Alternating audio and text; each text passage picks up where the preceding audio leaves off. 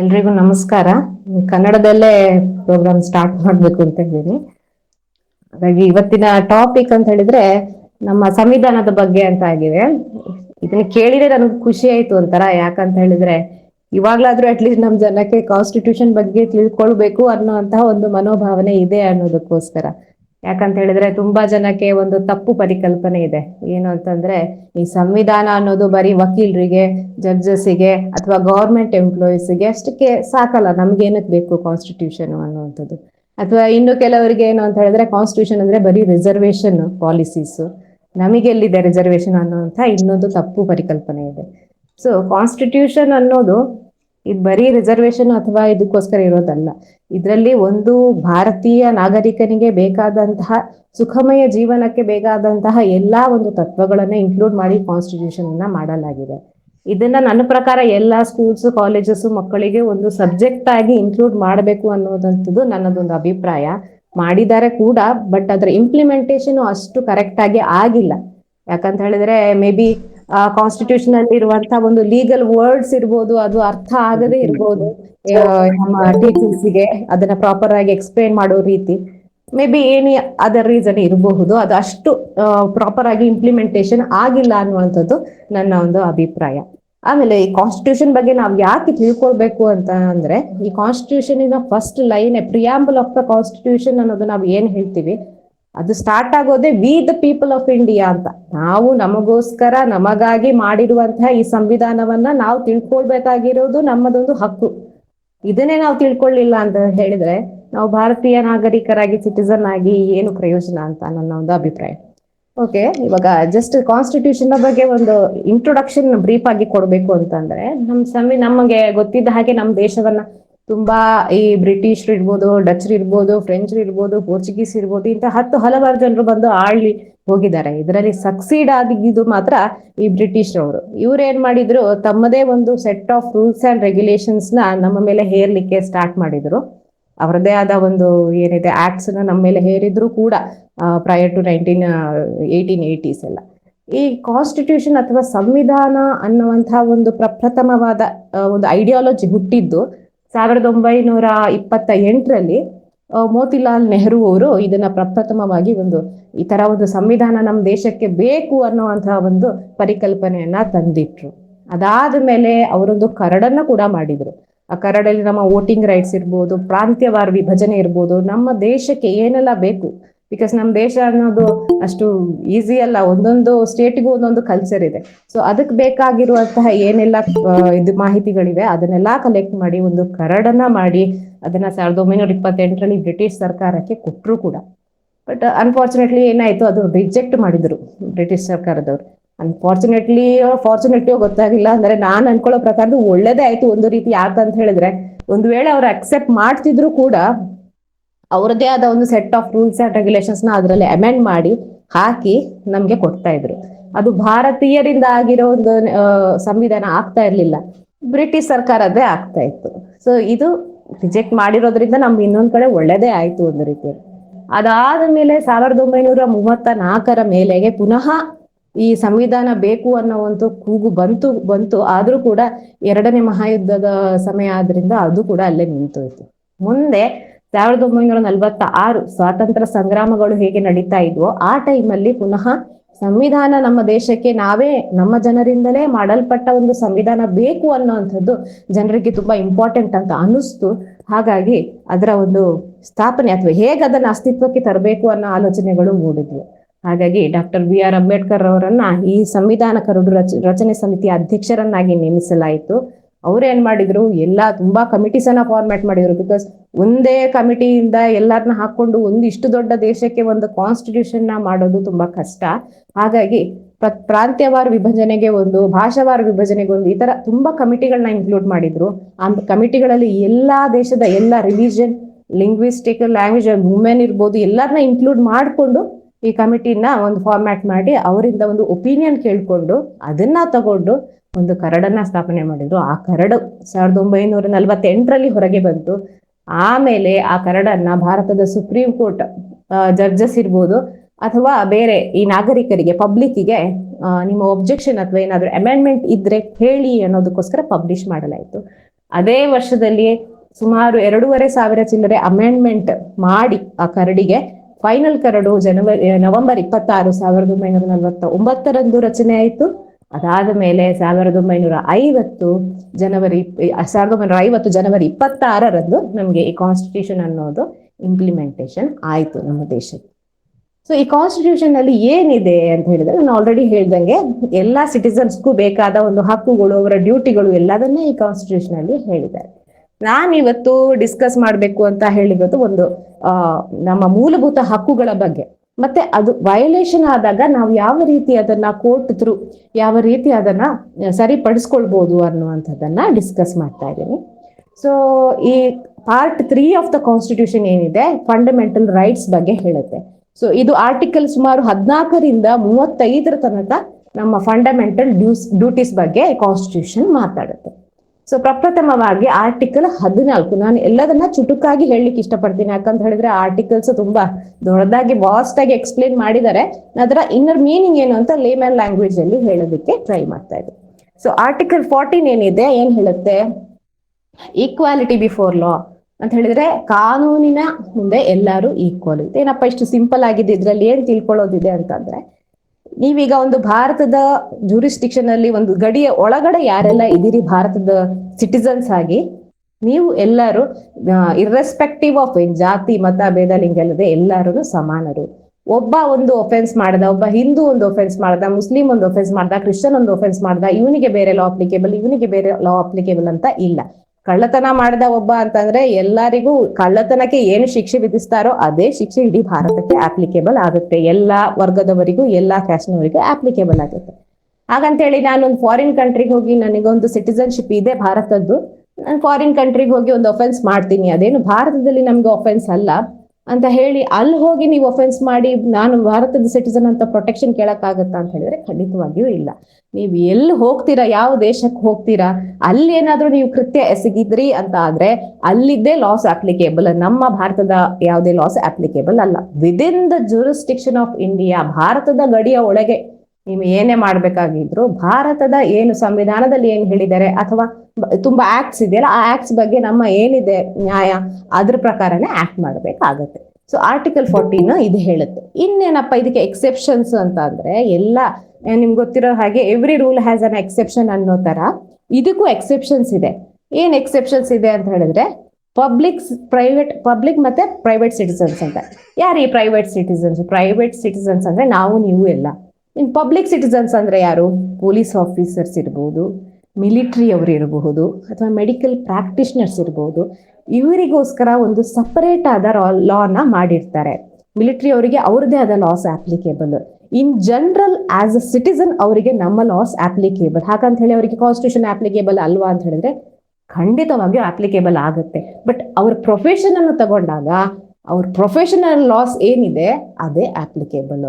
ಅದನ್ನ ನಾವು special loss ಅಂತ ಕರಿತೀವಿ. ಈ ಸ್ಪೆಷಲ್ ಲಾಸ್ ಯಾವಾಗ ಅಪ್ಲಿಕೇಬಲ್ ಆಗುತ್ತೆ, ಈ ಜನರಲ್ ಲಾಸ್ ಸೈಡ್ಗೆ ಇಡಬೇಕಾಗುತ್ತೆ, ಅವರಿಗೆ ಸ್ಪೆಷಲ್ ಲಾಸ್ ಅಪ್ಲಿಕೇಬಲ್ ಆಗುತ್ತೆ. ಫಾರ್ ಎಕ್ಸಾಂಪಲ್, ಈಗ ಒಬ್ಬ ಪೊಲೀಸ್ ಅಧಿಕಾರಿ ಇದ್ದಾನೆ, ಅವನಿಗೆ ಏನ್ ಹಕ್ಕಿದೆ? ಒಂದೇನಾದ್ರೂ ಅಫೆನ್ಸ್ ಆದಾಗ ಹೋಗಿ ಅರೆಸ್ಟ್ ಮಾಡುವಂತ ಹಕ್ಕು ಒಬ್ಬ ಪೊಲೀಸ್ ಅಧಿಕಾರಿಗೆ ಇದೆ. ಅದು ನಾನು ನೀವು ಆದ ಜನರಲ್ ಸಿಟಿಸನ್ಗೆ ಇಲ್ಲ. ಸೊ ಅದು ಒಂದು ಸ್ಪೆಷಲ್ ಪವರ್ ಅವನಿಗೆ ಕೊಟ್ಟಿರೋದು. ಯಾಕೆ ಈ ತರ ಅಂತ ಹೇಳಿದ್ರೆ, ಎಲ್ಲರಿಗೂ ಒಂದೇ ಕಾಮನ್ ಲಾ ಮಾಡಿದ್ರೆ ಏನಿದೆ ಅದರಲ್ಲಿ? ಹೇಗೆ ದೇಶವನ್ನ ನಾವು ಮೇಂಟೈನ್ ಮಾಡೋದು, ರೆಗ್ಯುಲೇಟ್ ಮಾಡೋದು? ಆದ್ರಿಂದ ಇದೊಂದು exception. Article 14 though it says all are equal before law, there are some exceptions ಅಂತ ಹೇಳಿದ್ರೆ ಈ ತರ ಸ್ಪೆಷಲ್ ಪರ್ಸನ್ಸ್ಗೆ ಈ ಎಕ್ಸೆಪ್ಷನ್ಸ್ ಅಪ್ಲಿಕೇಬಲ್ ಆಗುತ್ತೆ. ಇನ್ನೊಂದೇನಂತ ಹೇಳಿದ್ರೆ, ಈ ಗವರ್ನರ್ ಇರ್ಬೋದು ಅಥವಾ ಪ್ರೆಸಿಡೆಂಟ್ಸ್ ಇರ್ಬೋದು, ಕಂಟ್ರಿ ಪ್ರೆಸಿಡೆಂಟ್ ಏನಿದ್ದಾರೆ ಅವರ ಮೇಲೆ ಒಂದು ಏನಾದ್ರೂ ಕ್ರಿಮಿನಲ್ ಆಪಾದನೆ ಬಂದಾಗ ನೀವು ಡೈರೆಕ್ಟ್ ಹೋಗಿ ಅವ್ರನ್ನ ಆ ಅವಧಿ ಟೈಮಲ್ಲಿ ಏನಿದೆ, ಅವ್ರದ್ದು ಟರ್ಮ್ ಆಫ್ ಆಫೀಸ್ ಏನಿದೆ ಆ ಟೈಮಲ್ಲಿ ಹೋಗಿ ಅರೆಸ್ಟ್ ಮಾಡ್ಕೊಂಡು ಚೇರಿಂದ ಎಳ್ಕೊಂಡು ಹ್ಯಾಂಡ್ ಕಫ್ ಮಾಡ್ಕೊಂಡು ಅವ್ರನ್ನ ಕರ್ಕೊಂಡ್ಬರೋ ಹಾಗೆ ಇಲ್ಲ. ಅವರಿಗೊಂದು ಇಮ್ಯುನಿಟಿ ಕೊಟ್ಟಿದೆ. ಯಾಕೆ ಇಮ್ಯುನಿಟಿ ಕೊಟ್ಟಿದೆ ಕಾನ್ಸ್ಟಿಟ್ಯೂಷನ್? ಅವರು ಅಪರಾಧ, ದೇಶದ ಸಿಟಿಸನೇ ಅಲ್ವಾ, ಅವ್ರು ಅಪರಾಧ ಮಾಡಿದ್ರೆ ಬೇರೆ, ನಾವು ಮಾಡಿದ್ರೆ ಬೇರೆನಾ ಅಂತ ಅಂದ್ರೆ ಅವರ ಒಂದು ಸೀಟಿಗೆ ಕೊಡುವಂತಹ ಒಂದು ಮರ್ಯಾದೆ ಅದು. ಈಗ ನಾವು ಕೂಡ ಕೋರ್ಟಲ್ಲಿ ಹೋಗ್ಬೇಕಾದ್ರೆ ಈ ಜೂನಿಯರ್ ಅಡ್ವೊಕೇಟ್ಸ್ ಇರ್ಲಿ, ಸೀನಿಯರ್ಸ್ ಇರ್ಲಿ, ಜೂನಿಯರ್ ಜಡ್ಜ್ ಇರ್ಲಿ, ಸೀನಿಯರ್ಸ್ ಇರ್ಲಿ, ಒಂದು ಜಡ್ಜ್ ಎಂಟ್ರ್ ಆದಾಗ ಕೋರ್ಟ್ ಹಾಲ್ಗೆ ನಾವೆಲ್ಲ ಎದ್ದು ನಿಲ್ತೀವಿ. ಅವ್ರು ಎಷ್ಟೇ ಸೀನಿಯರ್ ವಕೀಲರು ಇರ್ಲಿ, ಎಷ್ಟೇ ಜೂನಿಯರ್ ವಕೀಲರು ಇರ್ಲಿ, ಎದ್ದು ನಿಲ್ಲೋದು ಅದೊಂದು ರೆಸ್ಪೆಕ್ಟ್, ಆ ಸೀಟಿಗೆ ಕೊಡುವಂತ ರೆಸ್ಪೆಕ್ಟ್. ಅದೇ ರೀತಿ ಇಲ್ಲಿಯೂ ಹಾಗೆ ಗವರ್ನರ್ ಇರ್ಬೋದು, ಪ್ರೆಸಿಡೆಂಟ್ಸ್ ಇರ್ಬೋದು, ಅಧಿಕಾರಿ ಈ ವರ್ಗದವರಿಗೆ ಅವರು ಏನಾದ್ರು ಕ್ರಿಮಿನಲ್ ಆಪಾದನೆ ಈ ತರ ಬಂದಾಗ ಅವರ ಮೇಲೆ ಡೈರೆಕ್ಟ್ ಆಗಿ ಅವರ ಟರ್ಮ್ ಆಫ್ ಆಫೀಸ್ ಇರ್ಬೇಕಾದ್ರೆ ಅವರನ್ನ ಆ ತರ ಅರೆಸ್ಟ್ ಮಾಡಿ ಕರ್ಕೊಂಡು ಹೋಗೋ ಹಾಗೆ ಇಲ್ಲ. ಹಾಗಂತಂದ್ರೆ ಅವ್ರು ಏನ್ ಬೇಕಾದ್ರೂ ಮಾಡ್ಬೋದಾ ಅಂತಂದ್ರೆ ಖಂಡಿತವಾಗಿ ಇಲ್ಲ. ಇದೇ ಸಂವಿಧಾನದಲ್ಲಿ ಇಂಪೀಚ್ಮೆಂಟ್ ಪ್ರೊಸೀಡಿಂಗ್ಸ್ ಅಂತ ಇದೆ. ಆ ತರ ಒಂದು ಏನಾದ್ರು ಕ್ರಿಮಿನಲ್ ಆಪಾದನೆ ಬಂದಾಗ ಅದಕ್ಕೆ ಸಪರೇಟ್ ಪ್ರೊಸೀಜರ್ಸ್ ಇದೆ ಏನ್ ಮಾಡ್ಬೇಕು ಅಂತ. ಆ ಪ್ರೊಸೀಜರ್ಸ್ ಅವ್ರನ್ನ ಕುರ್ಚಿಯಿಂದ ಕೆಳಗೆ ಇಳಿಸಬಹುದು. ಸೊ ಇದು ಆರ್ಟಿಕಲ್ 14. ನೆಕ್ಸ್ಟ್ ಆರ್ಟಿಕಲ್ 15 ಏನ್ ಹೇಳುತ್ತೆ? ಆರ್ಟಿಕಲ್ 15 ಅಂತ ಹೇಳಿದ್ರೆ, no discrimination on the ground of race, religion, language, caste etcetera. ಒಂದೇ ರೀತಿ ಅನ್ಸುತ್ತಲ್ವಾ 14, 15, 16 ಅಂತ ಹೇಳಿದ್ರೆ? ಖಂಡಿತ ಇಲ್ಲ. 14 ಹೇಳಿದ್ದು ಎಲ್ಲಾರು ಈಕ್ವಲ್ ಅಂತ. 15 ಏನ್ ಹೇಳುತ್ತೆ? ಈಗ ಪಬ್ಲಿಕ್ ಪ್ಲೇಸಸ್ ಅಲ್ಲಿ ನೀವು ಜಸ್ಟ್ ಹೆಡ್ಡಿಂಗ್ ಓದಿದ್ರೆ ಅನ್ಸುತ್ತೆ ನಿಮ್ಗೆ ಎಲ್ಲದು ಒಂದೇ ರೀತಿ ಇದೆ ಅಂತ. ಬಟ್ ಇನ್ನರ್ ಮೀನಿಂಗ್ ಹೋದಾಗ ಆರ್ಟಿಕಲ್ 15 ಏನ್ ಹೇಳುತ್ತೆ? ಯಾವುದೇ ಪಬ್ಲಿಕ್ ಪ್ಲೇಸ್, ಥಿಯೇಟರ್ಸ್ ಇರ್ಬೋದು, ಮಾಲ್ಸ್ ಇರ್ಬೋದು, ಯಾವುದೇ ಒಂದು ಪಬ್ಲಿಕ್ ಪ್ಲೇಸಸ್, ಪಾರ್ಕ್ಸ್, ಗಾರ್ಡನ್ಸ್, ಜಾತಿ ಮತ ಭೇದದ ಮೂಲಕ ನೀನ್ ಈ ಜಾತಿಯವ, ಇಲ್ಲಿ ಬರೋ ಹಂಗಿಲ್ಲ, ನೀವ್ ಬರೋ ಹೋಗಿಲ್ಲ, ನೀವು ಮಾತ್ರ ಬರ್ಬೋದು ಅನ್ನುವಂತಹ ಡಿಸ್ಕ್ರಿಮಿನೇಷನ್ ಮಾಡಬಾರದು ಅನ್ನುವಂಥದ್ದು. ಮೊದಲಿಗೆ ಕಾನ್ಸ್ಟಿಟ್ಯೂಷನ್ ಫಾರ್ಮೇಶನ್ ಆಗ್ಬೇಕಾದ್ರೆ ಈ ಆರ್ಟಿಕಲ್ ಇಷ್ಟೇ ಇತ್ತು. ನಾನೀಗ ಏನ್ ಹೇಳ್ದೆ 2 ಲೈನು ಅಷ್ಟೇ ಇತ್ತು. ಅದಾದ್ಮೇಲೆ ಏನಾಯ್ತು? ಚೆನ್ನೈನಲ್ಲಿ ಒಂದು ಮೆಡಿಕಲ್ ಕಾಲೇಜ್ನಲ್ಲಿ ಒಂದು ರಿಸರ್ವೇಶನ್ ಕೊಡ್ಬೇಕು ಅನ್ನೋಂಥ ಥಾಟ್ ಬಂದು ಒಂದು ಪರ್ಟಿಕ್ಯುಲರ್ ಸೆಕ್ಟ್ ಆಫ್ ಪೀಪಲ್ಗೆ ಸೀಟನ್ನ ರಿಸರ್ವ್ ಮಾಡಿದ್ರು. ಇದನ್ನ ಎಲ್ಲರೂ ಬೇರೆಯವರು ಹೋಗಿ ಚಾಲೆಂಜ್ ಮಾಡ್ತಾ ಮಾಡ್ತಾ ಸುಪ್ರೀಂ ಕೋರ್ಟ್ ಮೆಟ್ಟಿಲೇರ್ತು. ಸುಪ್ರೀಂ ಕೋರ್ಟ್ ಏನ್ ಮಾಡ್ತು? ಹೌದು, ಇದು ವಯೋಲೇಷನ್ ಆಫ್ ಆರ್ಟಿಕಲ್ 15. ನೀವು ಆರ್ಟಿಕಲ್ 15 ಅಲ್ಲಿ ಹೇಳ್ತೀರಾ ಕ್ಯಾಸ್ಟ್ ಬೇಸಿಸ್ ಮೇಲೆ ಯಾವುದೇ ರಿಸರ್ವೇಶನ್ಸ್ ಅನ್ನ ಇಡಬಾರ್ದು ಅಂತ ಹೇಳಿ, ಇಲ್ಲಿ ರಿಸರ್ವೇಶನ್ ಕೊಟ್ಟಿದ್ದೀರಾ, ಇದು ತಪ್ಪು ಅಂತ ಹೇಳ್ತಾರೆ. ಹಾಗಾದ್ರೆ ಇನ್ನೇನ್ ಮಾಡೋದು? ಬೇರೆ ಉಪಾಯನೇ ಇಲ್ಲ. ಈಗ ಲೋವರ್ ಕ್ಲಾಸ್ ಏನಿದ್ದಾರೆ ಅಂತ ಹೇಳಿದ್ರೆ, ಲೋವರ್ ಕ್ಲಾಸ್ ಅಲ್ಲ, ಬ್ಯಾಕ್ವರ್ಡ್ ಕ್ಲಾಸಸ್ ಅಂತ ಹೇಳಲಿಕ್ಕೆ ಇಷ್ಟಪಡ್ತೀನಿ. ಬ್ಯಾಕ್ವರ್ಡ್ ಕ್ಲಾಸಸ್ ಏನಿರ್ತಾರೆ ಅವ್ರು ಅಪ್ಲಿಫ್ಟ್ಮೆಂಟ್ ಆಗ್ಬೇಕಾದ್ರೆ, ಈಗ ವುಮೆನ್ ಅಪ್ಲಿಫ್ಟ್ಮೆಂಟ್ ಆಗ್ಬೇಕಾದ್ರೆ, ಹಾಗಾದ್ರೆ ಯಾವ ಲಾ ಅದನ್ನ ಎಲ್ಲಿ ನಾವು ತರಬೇಕು? ಆರ್ಟಿಕಲ್ 15ಗೆ ವೈಲೇಷನ್ ಆಗುತ್ತಲ್ವಾ ಅಂತ ಅಂದ್ಕೊಂಡು ಸರ್ಕಾರನೇ ಈ ಆರ್ಟಿಕಲ್ 15ಗೆ ಒಂದು ಅಮೆಂಡ್ಮೆಂಟ್ ಅನ್ನ ತಂತು.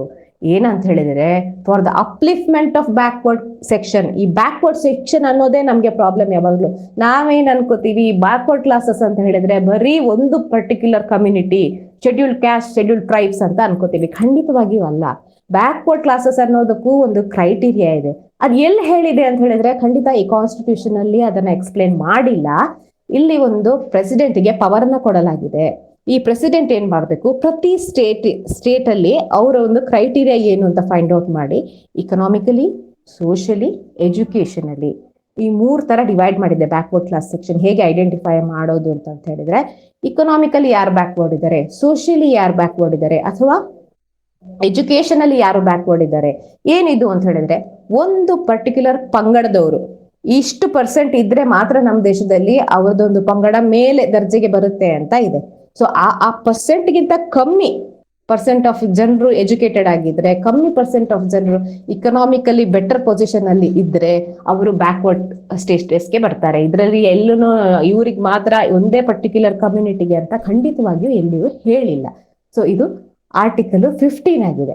ಇನ್ನು ನೀವು ನೋಡ್ಬೋದು, ಇದ್ರಲ್ಲೇ ಹೇಳ್ಬೇಕು ಅಂತ ಹೇಳಿದ್ರೆ, ಮಹಿಳೆಯರಿಗೆ ಅವರ ಒಂದು ಅಪ್ಲಿಫ್ಟ್ಮೆಂಟ್ಗೋಸ್ಕರ ಏನು ಇವಾಗ ರಿಸರ್ವೇಶನ್ ಕೊಡ್ತಾ ಇದ್ದಾರೆ ನಮ್ಮ ಗವರ್ಮೆಂಟ್ ಅಲ್ಲಿ. ಅಥವಾ ಸಣ್ಣ ಎಕ್ಸಾಂಪಲ್ ಅಂದ್ರೆ ಬಸ್ಸಲ್ಲೇ ಮುಂದಿನ 4 ಸೀಟುಗಳು ಮಹಿಳೆಯರಿಗೆ ಮೀಸಲು ಅಂತ ಏನೆಲ್ಲ ಬಂದಿದೆಯಲ್ಲ, ಇದೆಲ್ಲ ಈ ಆರ್ಟಿಕಲ್ 15 ನಂತರನೇ ಬಂದಿರೋದು. Next article 16. ಆರ್ಟಿಕಲ್ 16 ಏನ್ ಹೇಳುತ್ತೆ ಅಂತ ಹೇಳಿದ್ರೆ, ಯಾವುದೇ ಪಬ್ಲಿಕ್ ಎಂಪ್ಲಾಯ್ಮೆಂಟ್ ಅಲ್ಲಿ ಯಾರಿಗೂ ಡಿಸ್ಕ್ರಿಮಿನೇಟ್ ಮಾಡಬಾರ್ದು. There should be an equal opportunity to all the citizens of India ಅಂತ ಹೇಳುತ್ತೆ. ಏನಿದು ಪಬ್ಲಿಕ್ ಎಂಪ್ಲಾಯ್ಮೆಂಟು? ಈ ದೊಡ್ಡ ದೊಡ್ಡ ಹುದ್ದೆಗಳಿರ್ಬೋದು, ಗವರ್ಮೆಂಟ್ ಪೊಸಿಷನ್ಸ್ ಇರ್ಬೋದು. ನೀವು ಎಲ್ಲ ಗವರ್ಮೆಂಟ್ ಪೊಸಿಷನ್ಸ್ ಟ್ರೈಯೇ ಮಾಡಲ್ಲ. ಯಾಕೆ ಅಂತ ಹೇಳಿದ್ರೆ, ನಮ್ಮ ತಲೆಯಲ್ಲಿ ಕೂತು ಬಿಟ್ಟಿದೆ ಅದು ಬರೀ ಬೇರೆ ಒಂದು ರಿಸರ್ವೇಶನ್ ಸೆಕ್ಟರ್ಸ್ ನವರಿಗೆ ರಿಸರ್ವ್ ಆಗಿದೆ, ರಿಸರ್ವೇಶನ್ ಮೇಲೆ ಹೋಗುತ್ತೆ, ನಾವೇನು ಟ್ರೈ ಮಾಡೋದು, ನಮ್ಗಂತೂ ಅದು ಸಿಗದೇ ಇಲ್ಲ ಅನ್ನುವಂತ ಒಂದು ತಪ್ಪು ಪರಿಕಲ್ಪನೆ. ಖಂಡಿತವಾಗಿಯೂ ಅದು ತಪ್ಪು. ಯಾಕಂತ ಹೇಳಿದ್ರೆ, ಈ ರಿಸರ್ವೇಶನ್ ಹೌದು, ನಾನು ಒಪ್ಕೋತೀನಿ, ಒಂದು ಶೆಡ್ಯೂಲ್ ಕಾಸ್ಟ್, ಶೆಡ್ಯೂಲ್ ಟ್ರೈಬ್ಸ್ ಅವ್ರಿಗೆ ಒಂದು ಪರ್ಟಿಕ್ಯುಲರ್ ಪಂಗಡಕ್ಕೆ ಒಂದು ರಿಸರ್ವೇಶನ್ ಅನ್ನ ಇಟ್ಟಿದ್ದಾರೆ. ಯಾಕೆ ಇಟ್ಟಿದ್ದಾರೆ ಅಂತಾನು ಹೇಳ್ತೀನಿ ಸಿಂಪಲ್ ವರ್ಡ್ಸ್ ಅಲ್ಲಿ. ಫಾರ್ ಎಕ್ಸಾಂಪಲ್, ಈಗ ಒಬ್ಬ ಆಡಿ ಕಾರಲ್ಲಿ ಬರ್ತಾನೆ, ಒಬ್ಬ ಆಲ್ಟೋ ಕಾರಲ್ಲಿ ಬರ್ತಾನೆ. ಈ ಆಲ್ಟೋ ಕಾರಲ್ಲಿ ಇದ್ದವನ್ಗೆ ಯಾವಾಗ್ಲೂ ಒಂದು ಹೆಸಿಟೇಷನ್. ಆಡಿ ಕಾರ್ ಪಾಸ್ ಆದ ತಕ್ಷಣ ನನ್ನ ಹತ್ರ ದುಡ್ಡು ಜಾಸ್ತಿ ಇದೆ, ಚೆನ್ನಾಗಿರೋ ಕಾರ್ ತಗೊಂಡಿದ್ದಾನೆ ಅನ್ನೋ ತರ ಒಂದು ಫೀಲಿಂಗ್. ಅದ್ ನಮ್ಮ ಭಾರತ ದೇಶದಲ್ಲಿ ಎಷ್ಟೇ ಇಲ್ಲ ಅಂತಂದ್ರು ಆ ಒಂದು ಫೀಲಿಂಗ್ ಇದೆ. ಆ ಫೀಲಿಂಗ್ ಅನ್ನ ರಿಮೂವ್ ಮಾಡೋದಕ್ಕೋಸ್ಕರ ಇವ್ರೇನಿದೆ, ಈ ಪರ್ಟಿಕ್ಯುಲರ್ ಒಂದು ಪಂಗಡ ಏನಿದೆ, ಅವರು ಒಂದು ಇಕನಾಮಿಕಲಿ ಅವ್ರಿಗೊಂದು ಅಷ್ಟೊಂದು ಎಜುಕೇಶನ್ ಅನ್ನೋದು ಇದ್ ಮಾಡ್ಲಿಕ್ಕೆ ಬರೋದಿಲ್ಲ, ಅಥವಾ ಯಾರು ಅವ್ರಿಗೆ ಹೆಲ್ಪ್ ಮಾಡೋದಿಲ್ಲ ಅಂತ ಹೇಳ್ಕೊಂಡು ಆ ಕಾಲದಿಂದ ಅವರಿಗೆ ರಿಸರ್ವೇಶನ್ ಅನ್ನ ಕೊಡ್ತಾ ಇದ್ದಾರೆ, ನಾನು ಒಪ್ಕೋತೀನಿ. ಬಟ್ ಅದು ಬಿಟ್ಟು ನಮಗೂ ರಿಸರ್ವೇಶನ್ ಇದೆ. ಏನಿದೆ, ಕನ್ನಡ ಮೀಡಿಯಂ ಅಲ್ಲಿ ಓದೋರಿಗೆ 10ನೇ ತರಗತಿ ತನಕ ರಿಸರ್ವೇಶನ್ ಇದೆ. ರೂರಲ್ ಏರಿಯಾದಲ್ಲಿ ಓದೋರಿಗೆ, ಹಳ್ಳಿ ಪ್ರದೇಶ ಓದೋರಿಗೆ ರಿಸರ್ವೇಶನ್ ಇದೆ. ಮಹಿಳಾ ಕೋಟಗಳಿವೆ, ಅಥವಾ ಬ್ಯಾಕ್ವರ್ಡ್, ಈ ಇಕೊನಾಮಿಕಲಿ ಬ್ಯಾಕ್ವರ್ಡ್ ಕ್ಲಾಸಸ್ ಯಾರಿದ್ದಾರೆ ಅವರಿಗಿದೆ, ಮಿಲಿಟರಿಯಲ್ಲಿ ಓದೋರಿಗಿದೆ, ಅಥವಾ ಹ್ಯಾಂಡಿಕ್ಯಾಪ್ ಪರ್ಸನ್ಸ್ಗೆ ಇದೆ. ಇದೆಲ್ಲ ಯಾರಿಗೆ? ನಮಗೆ ಇರುವಂತದ್ದು ಎಲ್ಲಾ ಕ್ಯಾಸ್ಟಿಗೂ ಅಪ್ಲಿಕೇಬಲ್ ಇದು. ಇದರಲ್ಲಿ ಎಲ್ಲೂ ಈ ಒಂದು ರಿಸರ್ವೇಶನ್ಸ್, ಈ ಮಹಿಳಾ ಕೋಟ ಇರ್ಬೋದು, ರೂರಲ್ ಕೋಟ ಇರ್ಬೋದು, ಕನ್ನಡ ಮೀಡಿಯಂ ಕೋಟ ಇರ್ಬೋದು, ಇದೇ ಒಂದು ಪರ್ಟಿಕ್ಯುಲರ್ ಪಂಗಡಕ್ಕೆ ಮೀಸಲು ಬೇರೆ ಮಹಿಳೆಯರು ಅಪ್ಲಿಕೇಶನ್ ಹಾಕಕ್ ಆಗೋದಿಲ್ಲ ಇದರ ಅಂಡರ್ ಅಂತ ಎಲ್ಲೂ ಹೇಳಿಲ್ಲ. ಇದು ಒಂದು ತಪ್ಪು ಪರಿಕಲ್ಪನೆ ನಮ್ಮ ತಲೆಯಲ್ಲಿರೋದು. ಈವನ್ ನಮ್ಮ ಜುಡಿಷಿಯಲ್ ಎಕ್ಸಾಮ್ಸ್ ಅಲ್ಲೂ ಜುಡಿಷಿಯಲ್ ಪೋಸ್ಟ್ಗೆ ಅಪ್ಲೈ ಮಾಡ್ತೀವಿ, ಅಲ್ಲೂ ಕೂಡ ರಿಸರ್ವೇಶನ್ಸ್ ಇದೇ ತರ ಇದೆ. ಸೊ ಯಾವ್ದಾದ್ರು ಒಂದರಲ್ಲಿ ನೀವು ಕ್ಲೇಮ್ ಮಾಡ್ಬೋದು, ಅಲ್ಲಿ ಸೀಟುಗಳು ಭರ್ತಿ ಆದಲ್ಲಿ ಇನ್ನೊಂದ್ರೆ, ಈಗ ಮಹಿಳೆ ಅಂತ ಆದ್ರೆ, ಈಗ ಒಬ್ರು ಯಾರಾದ್ರೂ ಲೇಡೀಸ್ ಇದ್ರೆ ಅವರು ರೂರಲ್ ಕೋಟಾ ಮತ್ತು ಮಹಿಳಾ ಕೋಟಾ ಎರಡರಲ್ಲೂ ಬರ್ತಾರೆ. ಒಂದ್ರಲ್ಲಿ ಅವರಿಗೆ ಇನ್ ಕೇಸ್ ಅವರು ಇದು ಎಕ್ಸಾಮ್ ಪಾಸ್ ಆದ್ರು ಅಂತಂದ್ರೆ ಒಂದ್ರಲ್ಲಿ ಅವರಿಗೆ ರಿಸರ್ವೇಶನ್ ಇದ್ರೆ ಸೀಟ್ ಇದ್ರೆ ಕೊಡ್ತಾರೆ. ಒಂದ್ ವೇಳೆ ಇಲ್ಲ ಅಂತಂದ್ರೆ ಇನ್ನೊಂದ್ರಲ್ಲಿ, ಇದ್ರಲ್ಲಿ ಮಹಿಳಾ ಕೋಟದಲ್ಲಿ ಇದೆಯಾ, ಅಲ್ಲಿ ಇದೆಯಾ, ಓಕೆ ಮಾರ್ಕ್ಸ್ ಅಂತ ಕೊಡ್ತಾರೆ. ಸೊ ಆ ರೀತಿ ಅಲ್ಲೆಲ್ಲೂ ಒಂದು ಪರ್ಟಿಕ್ಯುಲರ್ ಪಂಗಡಕ್ಕೆ ನಮ್ಗೆ ರಿಸರ್ವೇಶನೇ ಇಲ್ಲ ಅನ್ನುವಂಥದ್ದು ಖಂಡಿತವಾಗಿಯೂ ತಪ್ಪು. ಅದು ಮಾತ್ರ ಅಲ್ಲ, ಆರ್ಟಿಕಲ್ 16 ಅಲ್ಲಿ ಏನ್ ಹೇಳುತ್ತೆ, ಈ ಕ್ರೀಮಿ ಲೇಯರ್ ಅಂತ ನಾವ್ ಏನ್ ಕರಿತೀವಿ, ಕ್ರೀಮಿ ಲೇಯರ್ ಅಂತ ಹೇಳಿದ್ರೆ ಯಾರು, ಈ ಬ್ಯಾಕ್ವರ್ಡ್ ಸೆಕ್ಷನ್ ಅಲ್ಲೇ ಸ್ವಲ್ಪ ಸೋಷಿಯಲಿ ಅಡ್ವಾನ್ಸ್ಡ್ ಪೀಪಲ್ ಅಂತ ಹೇಳಿದ್ರೆ, ಫಾರ್ ಎಕ್ಸಾಂಪಲ್ ಈಗ ಒಬ್ಬ ತುಂಬಾ ಇಕೊನಾಮಿಕಲಿ ಬ್ಯಾಕ್ವರ್ಡ್ ಪರ್ಸನ್ ಇದ್ದಾನೆ, ಅವನು ಆ ಅಂಡ್ರಲ್ಲಿ ರಿಸರ್ವೇಶನ್ ಕೇಳಿ ಅಪ್ಲೈ ಮಾಡಿ KS IAS ಪಾಸ್ ಆಗಿದ್ದಾನೆ ಅಂತ ಅನ್ಕೊಳ್ಳಿ. ಅವನ ಮಕ್ಕಳೇನಿದ್ದಾರೆ ಅವರು ಪುರ ಅದೇ ಕೋಟದ ಅಂಡರಲ್ಲಿ ಕೇಳುವಂಗಿಲ್ಲ. ಬಿಕಾಸ್ ಈ socially benefited advanced economically backward person is advanced, ಅವನಿಗೆ ಆ ಪೊಸಿಷನ್ ಸಿಕ್ಕಿದೆ, ಇನ್ನು ಅವನ ಮಕ್ಕಳು ಬಂದು ಅದರಲ್ಲಿ ರಿಸರ್ವೇಶನ್ ಕೇಳೋ ಹಾಗೆ ಇಲ್ಲ ಅಂತ ಈ ಕಾನ್ಸ್ಟಿಟ್ಯೂಷನ್ ಹೇಳುತ್ತೆ. ಅದು ಮಾತ್ರ ಅಲ್ಲದೆ ಕೆಲವು ರಿಸರ್ವೇಶನ್ ಸೀಟ್ಸ್ ಯಾವುದು ಮಿಲಿಟರಿ ಇರ್ಬೋದು, ಅಥವಾ ಸೈನ್ಸ್ ಅಂಡ್ ರಿಸರ್ಚ್ ಇರ್ಬೋದು, ಅಥವಾ ಏನ್ ಹೇಳ್ತಾರೆ ಸ್ಪೆಷಾಲಿಟಿ ಇನ್ ಮೆಡಿಸಿನ್ ಇರ್ಬೋದು, ಇಂಥದ್ರಲ್ಲೆಲ್ಲ ಪೈಲಟ್ಸ್ ಇರ್ಬೋದು, ರಿಸರ್ವೇಶನ್ ಪಾಲಿಸಿನ ಬ್ಯಾನ್ ಮಾಡಲಾಗಿದೆ. ಇಂಥ ಒಂದು ಇದರಲ್ಲಿ ರಿಸರ್ವೇಶನ್ ಇಡಬಾರ್ದು ಅಂತ ಕೂಡ ಈ ಸಂವಿಧಾನದಲ್ಲಿ ಹೇಳಲಾಗಿದೆ. ಇದು ಆರ್ಟಿಕಲ್ 16.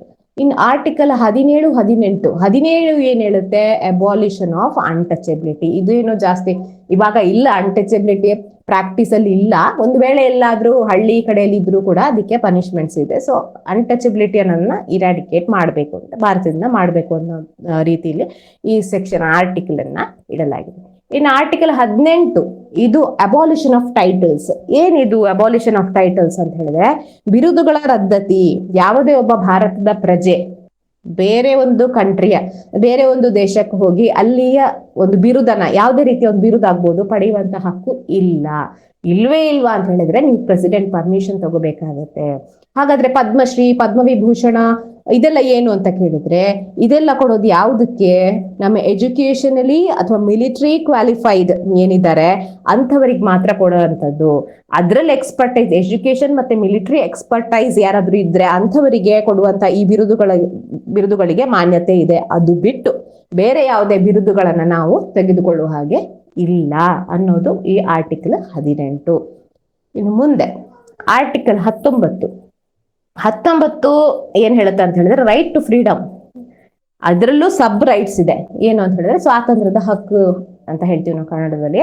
ಅದರಲ್ಲಿ freedom of speech and expression. ಈ ಭಾರತದ ನಾಗರಿಕನಿಗೆ ಯಾವುದೇ ರೀತಿಯ ಒಂದು ಒಪಿನಿಯನ್ ಅನ್ನ ಎಕ್ಸ್ಪ್ರೆಸ್ ಮಾಡುವಂತಹ ಒಂದು ರೈಟ್ ಗವರ್ಮೆಂಟ್ ಕೊಟ್ಟಿದೆ, ನಮ್ಗೆ ಸಂವಿಧಾನ ಕೊಟ್ಟಿದೆ. ಹಾಗಂತ ಹೇಳಿ ಮನಸ್ಸಿಗೆ ಬಂದಾಗೆ ನನಗೊಬ್ಬರನ್ನ ಕಂಡ್ರೆ ಆಗೋದಿಲ್ಲ, ಮಿಸ್ಟರ್ ಎಕ್ಸ್ ಅವನ ಬಗ್ಗೆ ನಾನು ಅವಹೇಳನಕಾರಿ ಒಂದು ಏನಾದ್ರು ಹೇಳೋದು, ಪಬ್ಲಿಕ್ ಸ್ಪೀಚ್ ಕೊಡೋದು, ಒಂದು ರೈಟಿಂಗ್ ಹಾಕೋದು ಪೇಪರ್ ಅಲ್ಲಿ, ಅದು ಮಾಡ್ಬೋದಾ? ಫ್ರೀಡಮ್ ಆಫ್ ಒಪಿನಿಯನ್, ನಂದದು ಒಪಿನಿಯನ್ ಅಂತ ಹೇಳಿ ನಾನು ಅದನ್ನ ಮಾಡ್ಬೋದಾ ಅಂತ ಹೇಳಿದ್ರೆ ಖಂಡಿತವಾಗಿ ಇಲ್ಲ. ಒಂದು ಲಂಗು ಲಗಾಮ್ ಇಲ್ಲದ ಕುದುರೆ ಹೇಗೆ ಓಡುತ್ತೋ ಆ ತರ ನಿಮ್ಗೆ ರೆಸ್ಟ್ರಿಕ್ಷನ್ ಇಲ್ದಿರೋ ಹಾಗೆ ರೈಟ್ ಟು ಫ್ರೀಡಮ್ ಅಂದ ತಕ್ಷಣ ಎಲ್ಲ ಫ್ರೀಡಮ್ ಖಂಡಿತವಾಗಿ ಅಲ್ಲ. ಎಲ್ಲಾ ರೈಟ್ಸಿಗೂ ಒಂದೊಂದು ರೆಸ್ಟ್ರಿಕ್ಷನ್ಸ್ ಇದೆ, ರೆಸ್ಟ್ರಿಕ್ಷನ್ಸ್ ಹಾಕ್ಲೇಬೇಕಾಗುತ್ತೆ. ಹಾಗಾಗಿ ಒಂದ್ ವೇಳೆ ನೀವು ಆತರ ಏನಾದ್ರು ಇಲ್ಲೀಗಲ್ ಆಗಿ ಅಥವಾ ಒಬ್ಬನ ಬಗ್ಗೆ ಡಿಫೇಮ್ ಮಾಡ್ಕೊಂಡು ಅವನನ್ನ ಏನಾದ್ರು ಹಾಕಿದ್ರೆ ನಿಮ್ ಮೇಲೆ ಅವನ್ ದಾವೆ ಹುಡುವಂತ ಚಾನ್ಸಸ್ ಇದೆ. ನಿಮ್ಮ ಒಪಿನಿಯನ್ ಅನ್ನು ನೀವು ಹೇಳಿ, ಹಾಗಂತ ಹೇಳಿ ಅವ್ರನ್ನ ಟಾರ್ಗೆಟ್ ಮಾಡುವ ಹಾಗೆ ಇಲ್ಲ. Next, to assemble peacefully without arms ಅಂತ ಹೇಳಿದ್ರೆ ಒಂದು ಅಸೆಂಬ್ಲಿ ಮಾಡ್ಬೋದು ನೀವು ಯಾವುದೇ ಒಂದು ಒಳ್ಳೆಯ ಕಾರಣಕ್ಕೋಸ್ಕರ, ಏನಾದ್ರೂ ಒಂದು ಸದುದ್ದೇಶ ಇಟ್ಕೊಂಡು ತುಂಬಾ ಜನ ಅಸೋಸಿಯೇಟ್ ಆಗಿ ಏನೋ ಒಂದು ಬಿಲ್ಡ್ ಮಾಡ್ಬೇಕು ಅನ್ನೋ ತರ ಒಳ್ಳೆ ಉದ್ದೇಶದಿಂದ ಸೇರ್ಬಹುದು. ಅದು ಬಿಟ್ಟು ಈ ಮಚ್ಚು ಲಾಂಗ್ ಹಿಡ್ಕೊಂಡು ಅಸೆಂಬಲ್ ಆಗಿ ಹಿಂದೆ ಕೈ ಕೊಟ್ಕೊಂಡು ಕಲ್ಲನ್ನ ರಾಶಿ ಇಟ್ಕೊಂಡು ನಾನೀಗ ಹೊಡಿತೀನಿ ಬಡಿತೀನಿ ಆ ತರ ಏನಾದ್ರೂ ಅಸೋಸಿಯೇಷನ್ ಫಾರ್ಮೇಶನ್ ಮಾಡಿತ್ತು ಅಂತಂದ್ರೆ ಅದಕ್ಕೆ ಪನಿಷ್ಮೆಂಟ್ ಖಂಡಿತವಾಗಿಯೂ ಸಿಗುತ್ತೆ. Next, to form association or unions ಅಂದ್ರೆ ಕೋಆಪರೇಟಿವ್ ಸೊಸೈಟೀಸ್. ಇವಾಗ ಏನಂತ ಹೇಳಿದ್ರೆ ಈ ಕೋಆಪರೇಟಿವ್ ಸೊಸೈಟೀಸ್ ಅನ್ನ ಜಾಸ್ತಿ ರೂರಲ್ ಏರಿಯಾದಲ್ಲಿ ಡೆವಲಪ್ ಮಾಡಿ ಅನ್ನೋದಕ್ಕೋಸ್ಕರ, ಇದಕ್ಕೊಂದು ಪ್ರೋತ್ಸಾಹ ಕೊಡೋದಕ್ಕೋಸ್ಕರ ಇದನ್ನ ಇಟ್ಟಿದ್ದಾರೆ. ಈ ಕೋಆಪರೇಟಿವ್ ಸೊಸೈಟೀಸು ಕೂಡ ಒಳ್ಳೆ ಉದ್ದೇಶದಿಂದ ಕೂಡಿರ್ಬೇಕು. ಅದು ಬಿಟ್ಟು ಜನರ ದುಡ್ಡು ತಗೊಂಡು ಅದರಲ್ಲಿ ಲಾಭ ಮಾಡಿ ಮುಚ್ಕೊಂಡು ಹೋಗೋದು, ಅದನ್ನ ಪರ್ಮಿಷನ್, ಅದಕ್ಕೂ ಆತರ ಪರ್ಮಿಷನ್ ಇಲ್ಲ. To move freely throughout India, ಎಲ್ಲಿ ಬೇಕಾದ್ರೂ ನೀವು ಹೋಗ್ಬೋದು ಭಾರತದಲ್ಲಿ. ನಿಮ್ಗೇನು ಬೇರೆ ಇದಕ್ಕೆ ಸ್ಪೆಷಲ್ ಏನು ಸಿಟಿಸನ್ಶಿಪ್ ಬೇಕು ಅಂತ ಏನಿಲ್ಲ, ಎಲ್ಲಿ ಬೇಕಾದ್ರೂ ನೀವು ಹೋಗಬಹುದು. To decide and settle anywhere in any part of country, ಎಲ್ಲಿ ಬೇಕಾದ್ರೂ ನೀವು ವಾಸ ಮಾಡಬಹುದು. ಮತ್ತೆ ನಿಮ್ ಇಷ್ಟವಾದ ಪ್ರೊಫೆಷನ್ ಅನ್ನ to practise your own profession, trade and business. ಇದ್ರಲ್ಲೂ ಟ್ರೇಡ್ ಅಂಡ್ ಬಿಸ್ನೆಸ್ ಅನ್ನೋ ಬಂದಾಗ ಇಲ್ಲಿಗಲ್ ಮೆಟೀರಿಯಲ್ ಸೇಲ್ ಮಾಡೋದು, ಡ್ರಗ್ಸ್ ಸೇಲ್ ಮಾಡೋದು, ಇದೆಲ್ಲ ಮಾಡೋ ಹಾಗೆ ಇಲ್ಲ. ಯಾವ್ದು ಲೀಗಲಿ ಪರ್ಮಿಟೇಬಲ್ ಇದೆ ಅದನ್ನ ನೀವು ಈ ರೈಟ್ ಟು ಫ್ರೀಡಮ್ ಅಂದ್ರಲ್ಲಿ ಏನಿದೆ ಸಬ್ ಫ್ರೀಡಮ್ಸ್ ಹೇಳಿದೀನಿ, ಇದ್ರ ಪ್ರಕಾರ ನೀವು ಅದನ್ನ ಯೂಸ್ ಮಾಡ್ಕೋಬಹುದು only for the betterment of the society. Next, article 20, protection in respect of conviction of the offences. ನಿಮ್ಗೆ ಒಂದು ಡೌಟ್ ಬರ್ಬೋದು, ಸಿಟಿಸನ್ಸಿಗೆ ಎಲ್ಲ ಹಕ್ಕು ಕೊಟ್ಟಿದ್ದಾರೆ, ಈ ಒಫೆನ್ಸ್ ಮಾಡಿದವರಿಗೆ ಏನಕ್ಕೆ ಹಕ್ಕು ಕೊಟ್ಟಿದ್ದಾರೆ ಈ ಸಂವಿಧಾನದಲ್ಲಿ, ಅವ್ರನ್ನ ಏನು ನಾವು ಪ್ರೊಟೆಕ್ಟ್ ಮಾಡೋದು ಅಂತ. ಬಟ್ ಈಗ 100 ಜನ ಅಪರಾಧಿಗಳಿಗೆ ಒಂದು ಶಿಕ್ಷೆ ಆಗೋದು, ಒಬ್ಬ ನಿರಪರಾಧಿಗೆ ಶಿಕ್ಷೆ ಆಗೋದ್ರಲ್ಲಿ ವ್ಯತ್ಯಾಸ ಇದೆ. ಸೊ ಅಂಥದನ್ನ ತಡೆ ಹಿಡಿಲಿಕ್ಕೋಸ್ಕರವಾಗಿ ಈ ಒಂದು ಆರ್ಟಿಕಲ್ ನ ಇಟ್ಟಿದ್ದಾರೆ. ಇದರಲ್ಲೂ 3 ಸಬ್ ಡಿವಿಷನ್ಸ್ ಇದೆ. ಏನು ಅಂತ ಹೇಳಿದ್ರೆ, ಈ 20 ಸಬ್ ಕ್ಲಾಸ್ 1 ಏನ್ ಹೇಳುತ್ತೆ, ಎಕ್ಸ್ ಪೋಸ್ಟ್ ಫ್ಯಾಕ್ಟೋ ಲಾ ಅಂತ ಹೇಳುತ್ತೆ. ಏನಿದು ಎಕ್ಸ್ ಪೋಸ್ಟ್ ಫ್ಯಾಕ್ಟೋ ಲಾ ಅಂತ ಹೇಳಿದ್ರೆ, ಈಗ ಒಂದು ಕಾನೂನು ಇದೆ ಭಾರತದಲ್ಲಿ, ಯಾವುದೋ ಒಂದು ಈಗ ನ್ಯಾಯ ಸಂಹಿತೆ ಅಂತ ಏನಾಗಿದೆ, ಮೊದಲು ಅದು IPC ಅಂತ ಇತ್ತು. ಸೊ ಒಂದು ಸೆಕ್ಷನ್ ಇದೆ, ಆ ಸೆಕ್ಷನ್ ಅಲ್ಲಿ ಈ ರೀತಿ ಮಾಡಿದ್ರೆ ಆಫೆನ್ಸ್ ಅಂತ ಹೇಳ್ತಾರೆ, ಅದಕ್ಕೆ ಇಷ್ಟು ಪನಿಷ್ಮೆಂಟ್ ಅಂತ ಹೇಳ್ತಾರೆ. ಸೊ ಅದೇ ರೀತಿ ಆ ಡೆಫಿನೇಷನ್ ಅಲ್ಲಿ ಏನ್ ಹೇಳ್ತಾರೆ, ಆ ಡೆಫಿನೇಷನ್ ಅಲ್ಲಿ ಹೇಳಿರುವಂತ ಆಫೆನ್ಸ್ ಮಾಡಿದ್ರೆ ಮಾತ್ರ ನೀವು ಅವನ್ನ ಪನಿಷ್ಮೆಂಟ್ ಮಾಡ್ಬೋದು.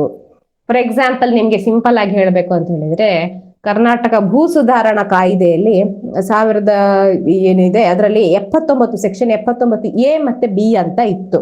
2020ಕ್ಕಿಂತ ಮುಂಚೆ 2 ಸೆಕ್ಷನ್ಗಳು ಇದ್ವು. ಇವು ಏನ್ ಹೇಳ್ತಿದ್ವು ಅಂತ ಹೇಳಿದ್ರೆ, ಒಂದು ಕಂಪನಿ ಇರಬಹುದು ಅಥವಾ ಒಂದು 25 ಲಕ್ಷಕ್ಕಿಂತ ಹೆಚ್ಚು ಇನ್ಕಮ್ ಇರಬಹುದು, ಅಗ್ರಿಕಲ್ಚರಲ್ ಲ್ಯಾಂಡ್ ಅನ್ನ ಪರ್ಚೇಸ್ ಮಾಡುವ ಹಾಗೆ ಇಲ್ಲ ಅಂತ ಹೇಳ್ತಾ ಇತ್ತು. ಸೊ ಅದನ್ನ ಬಿಜೆಪಿ ಗವರ್ಮೆಂಟ್ 2020 ನಲ್ಲಿ ತೆಗೆದು ಹಾಕಿದ್ದಾರೆ. ಸೊ ಇವಾಗ ಒಂದು ಕಂಪನಿನೂ ಬಂದು ಅಗ್ರಿಕಲ್ಚರಲ್ ಲ್ಯಾಂಡ್ ನ ಪರ್ಚೇಸ್ ಮಾಡಬಹುದು. ಇವಾಗ ನೀವು ಹೋಗಿ ಅಟ್ ಪ್ರೆಸೆಂಟ್ 2024ರಲ್ಲಿ ಹೋಗಿ ಒಂದು ಕಂಪನಿ ಅಗ್ರಿಕಲ್ಚರಲ್ ಲ್ಯಾಂಡ್ ಅನ್ನ ಪರ್ಚೇಸ್ ಮಾಡಿತು ಅಂತ ಹೇಳಿ ದಾವೆ ಹೂಡಕ್ಕೆ ಬರೋದಿಲ್ಲ. ಎಟ್ ಪ್ರೆಸೆಂಟ್ ಏನಿದೆ ಲಾಸ್, ಅದ್ ತೆಗ್ದು ಹಾಕಿದ್ದಾರೆ 2 ಸೆಕ್ಷನ್. ಸೊ ಯಾರು ಬೇಕಾದ್ರೂ ಖರೀದಿ ಮಾಡಬಹುದು, ನೀವು ಅದನ್ನ ಕ್ವೆಶನ್ ಮಾಡೋ ಹಾಗೆ ಇಲ್ಲ. ಇದು ಎಕ್ಸ್ಪೋಸ್ಟ್ ಫ್ಯಾಕ್ಟೋ ಅಂತ ಹೇಳಿದ್ರೆ, ಆ ಟೈಮಲ್ಲಿ ಏನು ಕಾನೂನು ಇದೆ, ಈಗ ಒಂದು ಚೈನ್ ಕದ್ದ ಉಂಗುರ ಕದ್ದ ಡಿಫ್ರೆನ್ಸ್ ಏನು, ಚೈನ್ ದೊಡ್ಡದಾಯ್ತು ಅದು ವ್ಯಾಲ್ಯೂ ಜಾಸ್ತಿ ಇದೆ ಅದಕ್ಕೆ ಶಿಕ್ಷೆ ಜಾಸ್ತಿ, ಇದಕ್ಕೆ ಕಮ್ಮಿ, ಆ ತರ ಇಲ್ಲ. ಸೊ ಆ ಕಳ್ಳತನಕ್ಕೆ ಏನ್ ಶಿಕ್ಷೆ ಇದೆ ಅದು ಇಂಪ್ಲಿಮೆಂಟೇಷನ್ ಆಗತ್ತೆ. 2ನೇದು ಸಬ್ ಸೆಕ್ಷನ್ ಇದರಲ್ಲಿ ಏನ್ ಹೇಳುತ್ತೆ ಅಂತ ಹೇಳಿದ್ರೆ, ಡಬಲ್ ಜಿಯೋಪಾರ್ಡಿ ಅಂತ ಹೇಳಿದ್ರೆ. ಡಬಲ್ ಜಿಯೋಪಾರ್ಡಿ ಅಂತ ಹೇಳಿದ್ರೆ ಏನು, ಈಗ ಒಬ್ಬನಿಗೆ ಒಂದು ಒಫೆನ್ಸ್ಗೆ ಒಮ್ಮೆ ಶಿಕ್ಷೆ ಆದ್ಮೇಲೆ ಅದೇ ಒಫೆನ್ಸ್ಗೆ ಪುನಃ ಶಿಕ್ಷೆ ಕೊಡೋ ಹಾಗಿಲ್ಲ ಅಂತ ಹೇಳಿದ್ರೆ ಅರ್ಥ ಮಾಡ್ಕೊಳ್ಳಿ. ಈಗ ಇವತ್ತು ಒಬ್ಬ ಕದ್ದ ಅಂತ ಅಂದ್ಕೊಳ್ಳಿ, ಅವ್ನು ಸಿಕ್ಕಿಬಿದ್ದ, ಅವನಿಗೆ ಇವತ್ತು ಕದ್ದಿದ್ದಕ್ಕೆ ಒಂದು ಶಿಕ್ಷೆ ಆಯ್ತು, ಇಷ್ಟು ವರ್ಷ ಅಂತ ಜೈಲ್ ಶಿಕ್ಷೆ ಆಯ್ತು. ಅದ್ರ ಬೇಸಿಸ್ ಮೇಲೆ ಪುನಃ ಇವತ್ತು ಕದ್ದಿದ್ದಕ್ಕೆ ಪುನಃ ನೀವು ಇನ್ನೊಂದು ಕೇಸ್ ಹಾಕೋ ಹಾಗಿಲ್ಲ. ನಾಳೆ ಇನ್ನೊಂದು ಕದ್ದು ಪುನಃ ಅಥವಾ ಜೈಲಿಂದ ಹೊರಗಡೆ ಬಂದು ಪುನಃ ಇನ್ನೊಂದು ಕಳ್ಳತನ ಮಾಡಿ ಸಿಕ್ಕಾಕೊಂಡ್ರೆ ಖಂಡಿತವಾಗಿಯೂ ನೀವು ಇನ್ನೊಂದು ಕೇಸನ್ನ ಫೈಲ್ ಮಾಡಬಹುದು. ಬಟ್ ಇವತ್ತು ಅವನು ಏನ್ ಮಾಡಿದಾನೆ ಅಪರಾಧ, ಅದಕ್ಕೆ ಅವನಿಗೆ ಪನಿಷ್ಮೆಂಟ್ ಆಗಿ ಹೋಗಿದೆ. ನೀವು ಪುನಃ ಅದಕ್ಕೆ ಇನ್ನೊಂದ್ಸರ್ತಿ ಪನಿಷ್ಮೆಂಟ್, ಅವನಿಗೆ ಇನ್ನೂ ಬುದ್ಧಿ ಬರ್ಲಿಲ್ಲ ಇನ್ನೂ ಪನಿಷ್ಮೆಂಟ್ ಕೊಡೋಣ ಅಂತ ಹೇಳಿ ಕೋರ್ಟ್ ಮುಂದೆ ಹೋಗೋದಿಕ್ಕೆ ಆಗೋದಿಲ್ಲ. ಹಾಗಂತೇಳಿ ಹ್ಯಾಬಿಚುವಲ್ ಒಫೆಂಡರ್ಸ್ ಅಂತ ಹೇಳ್ತಾರೆ. ಯಾಕಂತ ಹೇಳಿದ್ರೆ ಏನಂತ ಹೇಳಿದ್ರೆ ಕಂಟಿನ್ಯೂಸ್ ಆಗಿ ಕಳ್ಳತನ ಮಾಡ್ತಾನೆ ಇರೋದು, ಒಳಗೆ ಹೋಗೋದು ಹೊರಗೆ ಬರೋದು, ಒಳಗೆ ಹೋಗೋದು ಹೊರಗೆ, ಇಂಥವರಿಗೆ ಕೂಡ ಒಂದು ಹೈಯರ್ ಪನಿಷ್ಮೆಂಟ್ ಅನ್ನ ನಮ್ಮ ಲಾ ಪ್ರಿಸ್ಕ್ರೈಬ್ ಮಾಡುತ್ತೆ. ಇನ್ನು ಮೂರನೇದು ಏನು ಅಂತ ಹೇಳಿದ್ರೆ ಪ್ರೊಹಿಬಿಷನ್ ಅಗೇನ್ಸ್ಟ್ ಸೆಲ್ಫ್ ಇನ್ಕ್ರಿಮಿನೇಷನ್ ಅಂತ ಹೇಳಿದ್ರೆ, ಒಬ್ಬ ವ್ಯಕ್ತಿ ತನ್ನದೇ ಆದ ಒಂದು ಕೇಸಲ್ಲಿ ಅವನದೇ ಎಗೇನ್ಸ್ಟ್ ಎವಿಡೆನ್ಸ್ ವಿಟ್ನೆಸ್ ಆಗೋ ಹಾಗೆ ಇಲ್ಲ. ನನ್ನ ಎಗೇನ್ಸ್ಟ್ ನಾನೇ ಹೋಗಿ ಏನು ವಿಟ್ನೆಸ್ ಆಗಿ ಅಪರಾಧ ನಾನು ಮಾಡಿದೀನಿ ಅಂತ ಒಪ್ಕೊಳ್ಬೇಕು ಅಂತ ಏನು ಇಲ್ಲ. ಹಾಗಂತ ಹೇಳಿದ್ರೆ ಒಪ್ಕೊಳ್ಬೇಕಂತ ಇಲ್ವಾ ಅಂತ ಹೇಳಿದ್ರೆ ನಿಮ್ಗೆ ಇಷ್ಟ ಇದ್ರೆ ನೀವು ಒಪ್ಕೋಬಹುದು. ಬಟ್ ಫೋರ್ಸ್ಫುಲ್ಲಿ ಆಗಿ ಬೇರೆಯವರು ಪೊಲೀಸರು ಅಥವಾ ಇನ್ಯಾರು ನಿಮ್ಗೆ ಫೋರ್ಸ್ ಮಾಡಿದ್ರು ಅಂತ ಹೇಳಿ ಖಂಡಿತವಾಗಿಯೂ ನೀವು ಒಪ್ಕೋಬೇಕು ಅಂತ ಎಲ್ಲೂ ಕಾನ್ಸ್ಟಿಟ್ಯೂಷನ್ ಅಲ್ಲಿ ಹೇಳಿಲ್ಲ.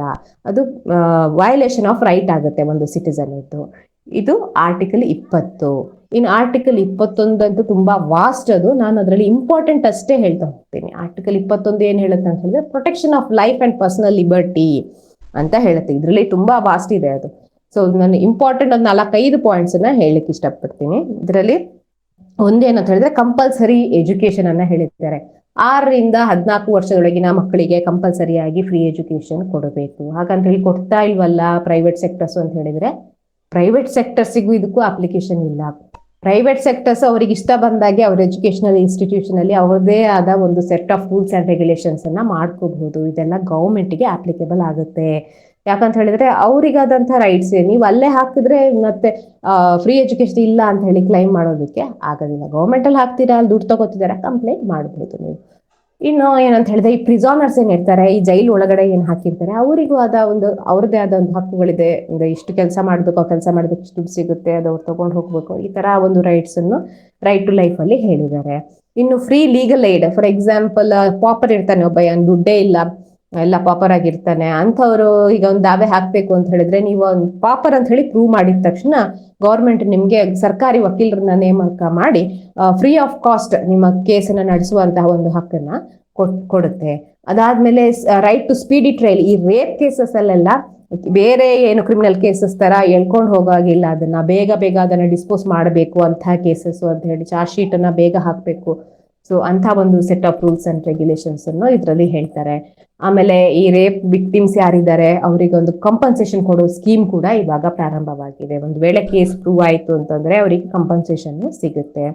ಆಮೇಲೆ ಇನ್ನೊಂದು ಏನಂತ ಹೇಳಿದ್ರೆ ರೈಟ್ ಟು ಡೈ ಅನ್ನ ಇದರಲ್ಲಿ ಎಕ್ಸ್ಪ್ಲೇನ್ ಮಾಡ್ತಾರೆ. ಅಂತ ಹೇಳಿದ್ರೆ ನಾನು ಇವಾಗ ನಂಗೆ ಜೀವನ ಸಾಕು ಅಂತ ಹೇಳಿ ಸುಸೈಡ್ ಮಾಡ್ಕೋಬಹುದಾ? ಖಂಡಿತವಾಗಿ ಅದು ನಿಮ್ಮ ಹಕ್ಕು ಆಗೋದಿಲ್ಲ.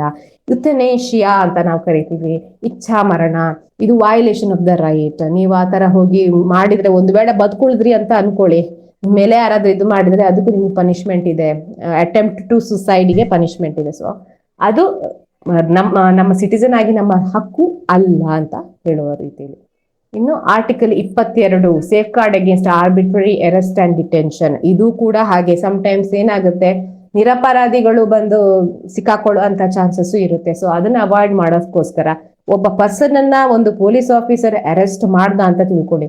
ಅರೆಸ್ಟ್ ಮಾಡಿದ ತಕ್ಷಣ ರೀಸನ್ ಹೇಳ್ಬೇಕು, ಯಾಕೆ ಅರೆಸ್ಟ್ ಮಾಡ್ತಿದ್ಯಾ, ರೀಸನ್ ಹೇಳು ನನಗೆ, ಆ ಹಕ್ಕು ನನಗಿದೆ, ನಾನು ಕೇಳ್ಬೋದು. ಪೊಲೀಸ್ ಆಫೀಸರ್ ಬಂದು ನನ್ ಮುಂದೆ ನಿಂತ ಸುಮ್ನೆ ಅರೆಸ್ಟ್ ಮಾಡಿ ಕರ್ಕೊಂಡು ಹೋಗೋಕೆ ಆಗೋದಿಲ್ಲ.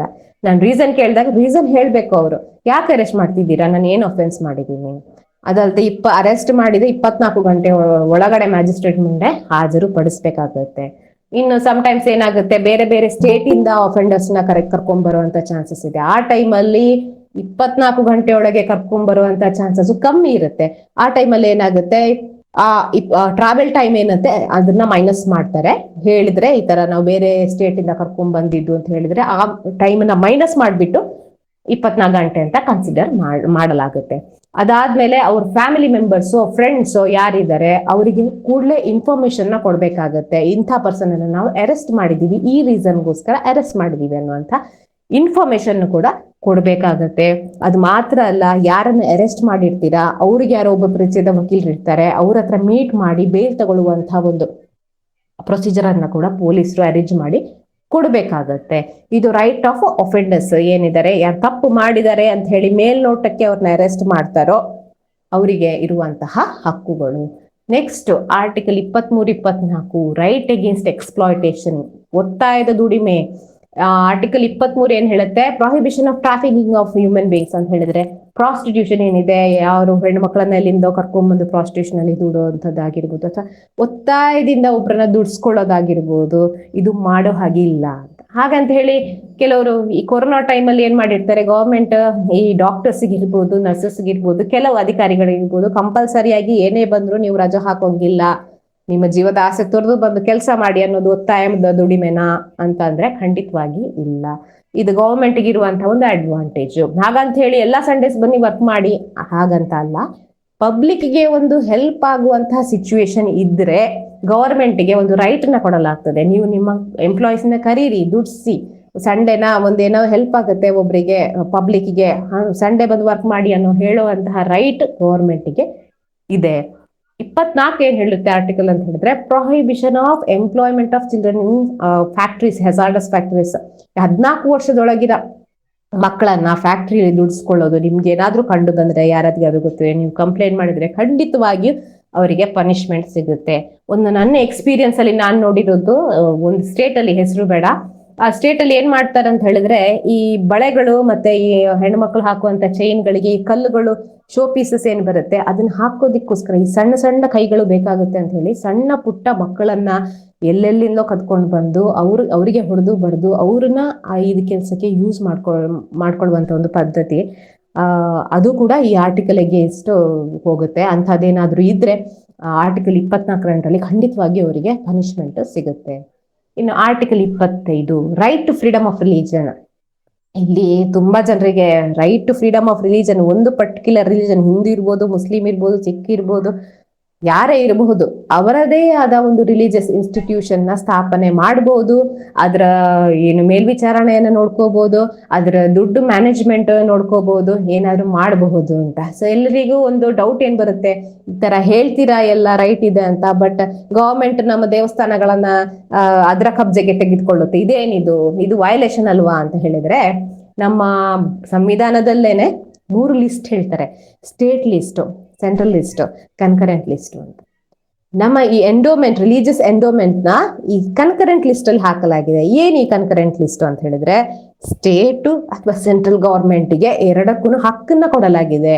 ಈ ದೇವಸ್ಥಾನದ ಏನ್ ಆಡಳಿತ ಅಥವಾ ಅದರ ಮ್ಯಾನೇಜ್ಮೆಂಟ್ ಅನ್ನ ನೀವು ಕಬ್ಜೆಗೆ ತೆಗೆದುಕೊಳ್ಳಬಹುದು ಅನ್ನುವಂತ ಹಕ್ಕು ಕೊಡಲಾಗಿದೆ. ಆ ಆರ್ಟಿಕಲ್ ಅಂಡರ್ ಅಲ್ಲಿ ಗವರ್ಮೆಂಟ್ ದೇವಸ್ಥಾನಗಳನ್ನ ಇದನ್ನ ತಗೋತಾ ಇದೆ. ಅದೇ ಬೇರೆ ಕ್ಯಾಸ್ಟ್ ಇದು ಈ ಕಾನ್ಕರೆಂಟ್ ಲಿಸ್ಟ್ ಅಲ್ಲಿ ಬರೋದಿಲ್ಲ. ರಿಲಿಜಿಯಸ್ ಇನ್ಸ್ಟಿಟ್ಯೂಷನ್ಸ್, ನಮ್ಮ ಹಿಂದೂ ರಿಲಿಜಿಯಸ್ ಎಂಡೋಮೆಂಟ್ ಇದರಲ್ಲಿ ರಿಲಿಜಿಯಸ್ ಅಲ್ಲಿ ಕಾನ್ಕರೆಂಟ್ ಲಿಸ್ಟ್ ಅಲ್ಲಿ ಬರೋದ್ರಿಂದ ಆ ಕಬ್ಜೆಗೆ ತೆಗೆದುಕೊಳ್ಳಲಾಗುತ್ತೆ ದೇವಸ್ಥಾನಗಳನ್ನ. ಇನ್ನು ಆರ್ಟಿಕಲ್ 29-30 ಏನ್ ಹೇಳುತ್ತೆ, ಕಲ್ಚರಲ್ ಅಂಡ್ ಎಜುಕೇಶನಲ್ ರೈಟ್ಸ್ ಅಂತ ಹೇಳುತ್ತೆ. ಇದರಲ್ಲಿ protection of interest of minorities. ನಮ್ಮ ದೇಶ ನಾವು ಏನಂತ ಹೇಳ್ತೀವಿ ಅಂತ ಹೇಳಿದ್ರೆ ಹಿಂದೂ ದೇಶ. ಹಿಂದೂ ದೇಶದಲ್ಲಿ ಯಾರು ಮೈನಾರಿಟೀಸ್? ಉಳಿದ ಪಂಗಡದವರು, Christians, Muslims, Buddhist, Sikhs, Parsis, Hindus ಅಲ್ಲ. ಇದು ಹಿಂದೂ ದೇಶ, ಮೆಜಾರಿಟಿ ಸೆಕ್ಷನ್. ಸೊ ಮೈನಾರಿಟೀಸ್ ಬಂದ್ಬಿಟ್ಟು ಉಳಿದವರು. ಸೊ ಅವರು ಮೈನಾರಿಟೀಸ್ ಅಂತ ಕನ್ಸಿಡರ್ ಆಗಿದೆ.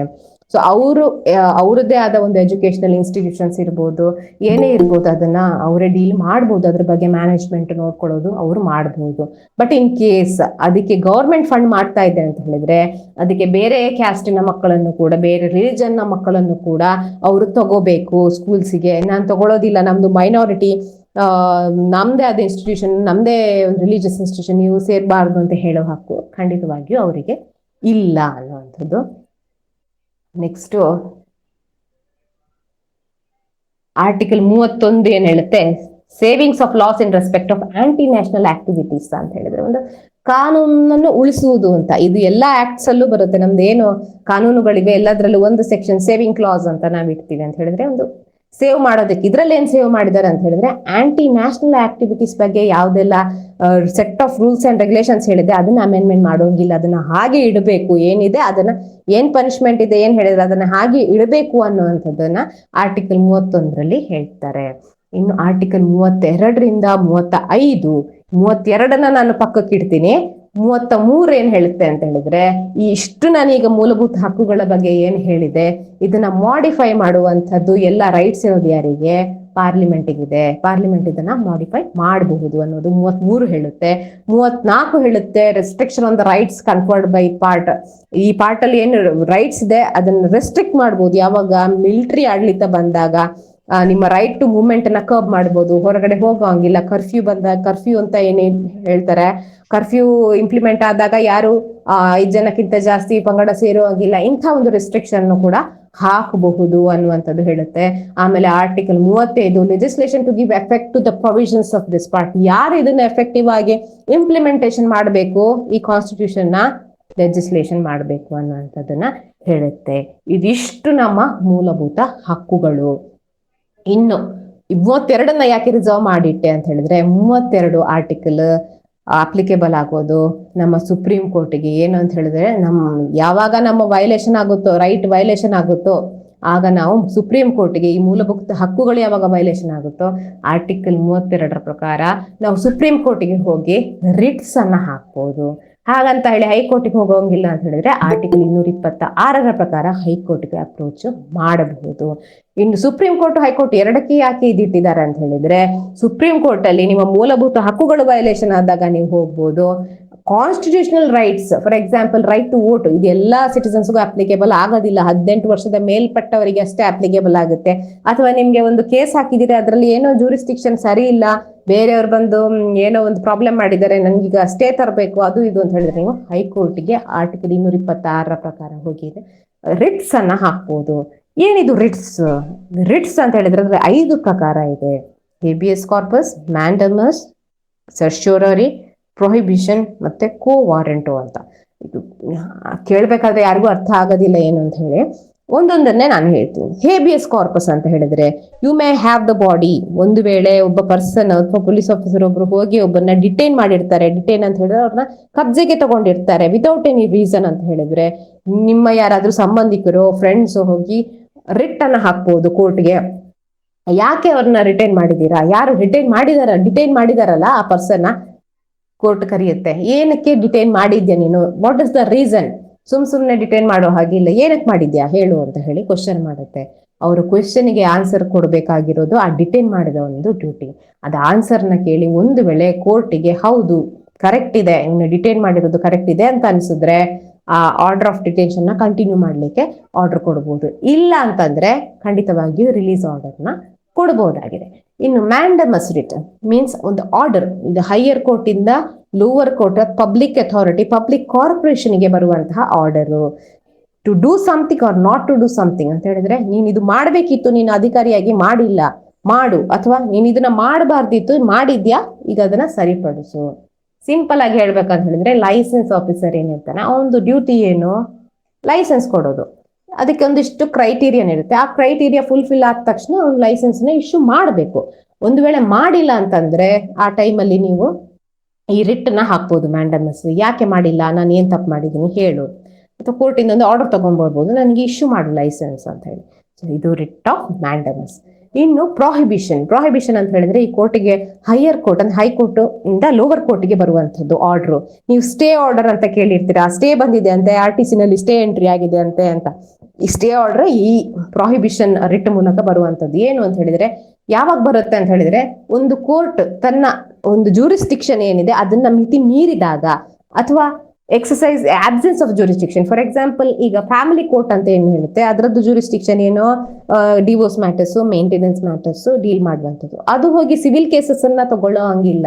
ಒಂದು ವೇಳೆ ತಗೊಂತು ಅಂತಂದ್ರೆ, ಯಾರು ಅದು ಎಫೆಕ್ಟೆಡ್ ಪಾರ್ಟಿ ಇದ್ದಾನೆ ಅವನು ಹೋಗಿ ಅಲ್ಲಿ ರಿಟ್ ಆಫ್ ಪ್ರೊಹಿಬಿಷನ್ ತಗೊಂಡ್ಬಂದು ಸ್ಟೇ ಆರ್ಡರ್ನ ತಗೊಂಡ್ಬರ್ಬೋದು. ಇದು ಮಾಡ್ತಿರೋದು ನೀವು ತಪ್ಪು ಅಂತ ಹೇಳ್ಬೋದು. ಅಥವಾ ರಿಟ್ ಆಫ್ ಸರ್ಶ್ಯೂರರಿ ಅಂತ ಇದೆ ಇನ್ನೊಂದು. ಇದೇನು, ಇಲ್ಲಿ ಸ್ವಲ್ಪನೇ ಡಿಫರೆನ್ಸ್ ಇದೆ. ಈ ಪ್ರೊಹಿಬಿಷನ್ ಅಥವಾ ಸರ್ಶ್ಯೂರರಿಗೆ, ಪ್ರೊಹಿಬಿಷನ್ ಸ್ಟೇ ಆರ್ಡರ್ ತರುತ್ತೆ, ಸರ್ಶ್ಯೂರರಿಲಿ ಏನಾಗುತ್ತೆ, ನಿಮ್ಗೆ ಆಲ್ರೆಡಿ ವೈಲೇಷನ್ ಮಾಡಿಕೊಂಡು ಎಕ್ಸ್ಟ್ರಾ ಜೂರಿಸ್ಟಿಕ್ಷನ್ ಆಕ್ಟ್ ಮಾಡಿ ಆರ್ಡರ್ ಪಾಸ್ ಮಾಡಿರ್ತಾನೆ. ಆರ್ಡರ್ನ ಕ್ವಾಶ್ ಮಾಡುವಂಥದ್ದು. ಆರ್ಡರ್ ಪಾಸ್ ಆಗಿರುತ್ತೆ, ತಪ್ಪು ಕೋರ್ಟಿಂದ ಒಂದು ತಪ್ಪು ಆರ್ಡರ್ ಬಂದಿರುತ್ತೆ, ಅದನ್ನ ಕ್ವಾಶ್ ಮಾಡುವಂಥದ್ದು, ನಲ್ ಅಂಡ್ ವಾಯ್ಡ್ ಮಾಡುವಂಥದ್ದು ರಿಟ್ ಆಫ್ ಸರ್ಶ್ಯೂರರಿ ಆಗುತ್ತೆ. ನೆಕ್ಸ್ಟ್ ಕೋ ವಾರೆಂಟೋ ಏನ್ ಹೇಳುತ್ತೆ ಅಂತ ಹೇಳಿದ್ರೆ, ಕ್ವೆಶ್ಚನಿಂಗ್ ಆಫ್ ಅಥಾರಿಟಿ.